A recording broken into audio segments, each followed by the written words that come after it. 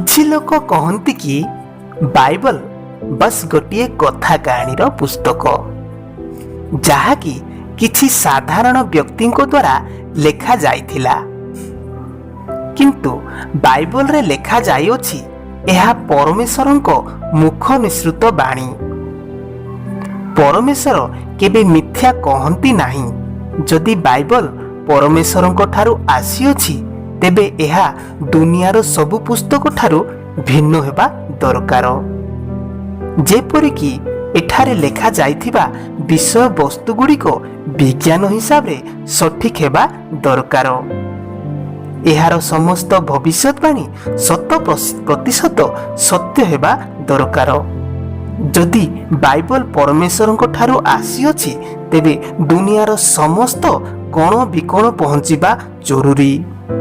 ଯଦି କେହି ଏହାକୁ ଯେତେ ବାରମ୍ବାର ରୋକିବାକୁ ଚାହିଁଲେ ବି ସେ ରୋକୁନଥିବା ଆବଶ୍ୟକ। କଣ ବାଇବଲ କଥା କାହାଣୀର ପୁସ୍ତକ? ନା ସେଠାରେ ଲେଖାଯାଇଥିବା ବିଷୟବସ୍ତୁ ସତ୍ୟ ଅଟେ? ଆସନ୍ତୁ କିଛି ପ୍ରମାଣ ଗୁଡ଼ିକୁ ଲକ୍ଷ୍ୟ କରିବା, ଯାହାକି ବାଇବଲ ଗୋଟିଏ ସତ୍ୟ ବୈଜ୍ଞାନିକ ଉପରେ ଆଧାରିତ ଭରସାଯୋଗ୍ୟ ପୁସ୍ତକ ଅଟେ। ଯେତେବେଳେ ବାଇବଲ ଲେଖାଯାଇଥିଲା, ସେତେବେଳେ ପୃଥିବୀର ଆକାର ଉପରେ ଲୋକଙ୍କର ଭୁଲ ଧାରଣା ଥିଲା। ବାଇବଲର ଲେଖାଯିବା ପରେ କେହି ଜଣେ ଲେଖିଥିଲେ, ଏହି ପୃଥିବୀ ଗୋଟିଏ ଅଣ୍ଡା ଭିତରୁ ଆସିଅଛି ଏବଂ ପୃଥିବୀ ଭିନ୍ନ ଭିନ୍ନ ପଶୁମାନଙ୍କ ଦ୍ୱାରା ଧରି ରଖାଯାଇଅଛି। କିନ୍ତୁ ଆଜକୁ ପ୍ରାୟ 3000 ବର୍ଷ ପୂର୍ବେ ବାଇବଲର ମଶା ନାମକ ଜଣେ ବ୍ୟକ୍ତି ଲେଖିଥିଲେ ଯେ ପୃଥିବୀ ବିନା ସାହାରାରେ ଶୂନ୍ୟରେ ଝୁଲୁଅଛି। ଆହୁରି ପ୍ରାୟ 2700 ବର୍ଷ ପୂର୍ବେ ଜିସାୟ ନାମକ ଜଣେ ଭବିଷ୍ୟତ ବକ୍ତା ବାଇବଲରେ ଲେଖିଥିଲେ ଯେ ପୃଥିବୀ ଗୋଲ ଅଟେ। ଏହି ବାଇବଲର ମଶାଙ୍କ ମତ ପରେ ପ୍ରାୟ 3000 ବର୍ଷ ପରେ ଆଇଜାକ୍ ନ୍ୟୁଟନ ଏବଂ ଅନ୍ୟ ବୈଜ୍ଞାନିକମାନେ ଜାଣିପାରିଥିଲେ ଯେ ପୃଥିବୀ ବିନା ସାହାରାରେ ଝୁଲୁଅଛି। କୌଣସି ମନୁଷ୍ୟ ସଠିକ୍ ଭାବେ କହିପାରିବନି ଭବିଷ୍ୟତରେ କ'ଣ ଘଟିବାକୁ ଯାଉଅଛି।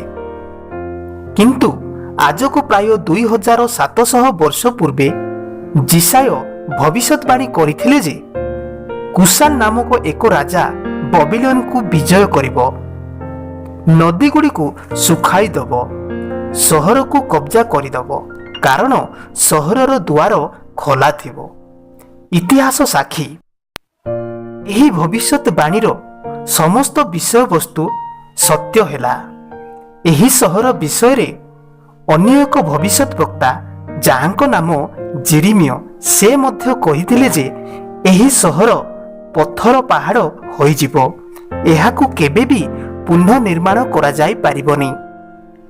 ଏହି ସହର ଉପରେ କବ୍ଜା କରିବା ସହଜ ନଥିଲା, ତଥାପି ଏ ସହର ପଥରର ପାହାଡ଼ ପାଲଟିଗଲା। ଆଜି ମଧ୍ୟ ତାର ଅବସ୍ଥା ଏହିଭଳି ରହିଛି। ବାଇବଲର ବିରୋଧୀମାନେ ସବୁବେଳେ ବାଇବଲର ଅନୁବାଦ ଏବଂ ପ୍ରଚାର ପ୍ରସାର ବନ୍ଦ କରିବାକୁ ଚେଷ୍ଟା କରି ଆସୁଅଛନ୍ତି। ସେମାନଙ୍କୁ ଜୀବନ୍ତ ଜାଳି ଦିଆଯାଉଥିଲା, ଯେଉଁମାନେ ବାଇବଲକୁ ଅନୁବାଦ କରୁଥିଲେ, ଓ ବାଇବଲ ଯେଉଁମାନେ ପଢ଼ୁଥିଲେ ସେମାନଙ୍କୁ କଠୋରରୁ କଠୋର ଦଣ୍ଡ ମଧ୍ୟ ଦିଆଯାଉଥିଲା। କିନ୍ତୁ ଆଜି ପର୍ଯ୍ୟନ୍ତ କୌଣସି ଧର୍ମଶାସ୍ତ୍ରକୁ ଏତିକି ବିରୋଧ କରାଯାଇନି ଯେତିକି କି ବାଇବଲକୁ ବିରୋଧ କରାଯାଇଛି। ତଥାପି ଏହାର ସବୁଠାରୁ ଅଧିକ ଭାଷାରେ ଅନୁବାଦ କରାଯାଇଅଛି। ପୃଥିବୀର ସବୁଠାରୁ ଅଧିକ ଛପାଯାଇଥିବା ପୁସ୍ତକ ବାଇବଲ ଅଟେ। ପ୍ରାୟ 700 ଭାଷାରେ କୋଟି କୋଟି ବାଇବଲ ଛପାଯାଇଅଛି। ବାଇବଲରେ ଲେଖାଯାଇଥିବା ବିଷୟବସ୍ତୁ ଗୁଡ଼ିକ ବିଜ୍ଞାନ ହିସାବରେ ସଠିକ୍ ଅଟେ। ଏହାର ଭବିଷ୍ୟତବାଣୀ ଗୁଡ଼ିକ ସତ୍ୟ ଏବଂ ସତ୍ୟ ହେବାରେ ଲାଗିଅଛି। ସମସ୍ତେ ବାଇବଲକୁ ପଢ଼ିପାରିବେ। ବାଇବଲ ୟେହୋବା ପରମେଶ୍ୱରଙ୍କ ଠାରୁ ଆସିଅଛି, ଯିଏକି କେବେ ମିଥ୍ୟା କହନ୍ତି ନାହିଁ। ଆପଣମାନେ ଟିକିଏ ଭାବି ଦେଖନ୍ତୁ ତ ବାଇବଲର ଲେଖକ ପ୍ରକୃତରେ କିଏ? ବାଇବଲରେ ପ୍ରକୃତରେ କ'ଣ କୁହାଯାଇଅଛି? ଆପଣମାନେ ବାଇବଲକୁ କିପରି ବୁଝିପାରିବେ? ଏହି ପ୍ରଶ୍ନର ଉତ୍ତର କେବଳ ଆପଣମାନେ ବାଇବଲକୁ ଆତ୍ମିକତା ଭାବରେ ଅଧ୍ୟୟନ କଲେ ପାଇପାରିବେ। ଏହି ଜଗତର ପୁସ୍ତକକୁ ପଢ଼ିଲା ଭଳି ଆପଣମାନେ ବାଇବଲକୁ ପଢ଼ନ୍ତୁ ନାହିଁ, କାରଣ ଏହି ଜଗତର ପୁସ୍ତକକୁ ଏହି ଜାଗତିକ ମନୁଷ୍ୟ ଲେଖିଛନ୍ତି, କିନ୍ତୁ ବାଇବଲ ପରମେଶ୍ୱରଙ୍କ ମୁଖନିସୃତ ବାଣୀ, ଯାହା ପରମେଶ୍ୱରଙ୍କ ଦ୍ୱାରା ତାହାଙ୍କର ଆତ୍ମିକ ମନୁଷ୍ୟମାନଙ୍କ ଦ୍ୱାରା ଲେଖାଯାଇଅଛି। ତେଣୁ ବାଇବଲକୁ ପଢ଼ିବା ପୂର୍ବରୁ 2 ପଦ ପ୍ରାର୍ଥନା କରି ବାଇବଲକୁ ଅଧ୍ୟୟନ କରିବା ନିତାନ୍ତ ଜରୁରୀ, କାରଣ ବାଇବଲ ପଢ଼ିବା ଅର୍ଥ ପରମେଶ୍ୱରଙ୍କ ସହ କଥୋପକଥନ ସଙ୍ଗେ ସମାନ। ଆମକୁ ଜାଣି ରଖିବା ଜରୁରୀ ଯେ ଶୟତାନ ବି ବାଇବଲର ବାକ୍ୟକୁ ପ୍ରୟୋଗ କରି ପ୍ରଭୁ ଯୀଶୁଙ୍କୁ ପରୀକ୍ଷା କରିଥିଲା। ତେବେ ଆଜି ହିଁ ଆପଣମାନେ ନିଷ୍ପତ୍ତି ନିଅନ୍ତୁ ବାଇବଲକୁ ଆତ୍ମିକ ଏବଂ ପବିତ୍ର ଭାବରେ ପଢ଼ିବେ। ଆଶା କରେ ଆଜିର ଏହି ଭିଡ଼ିଓଟି ଆପଣମାନଙ୍କ ଜୀବନରେ କାର୍ଯ୍ୟ କରିବ। ଆପଣମାନେ ଆଜିର ଏହି ଭିଡ଼ିଓଟିକୁ ଦେଖିଥିବା ହେତୁ ପ୍ରଭୁ ଆପଣମାନଙ୍କୁ ଆଶୀର୍ବାଦ କରନ୍ତୁ। ଧନ୍ୟବାଦ।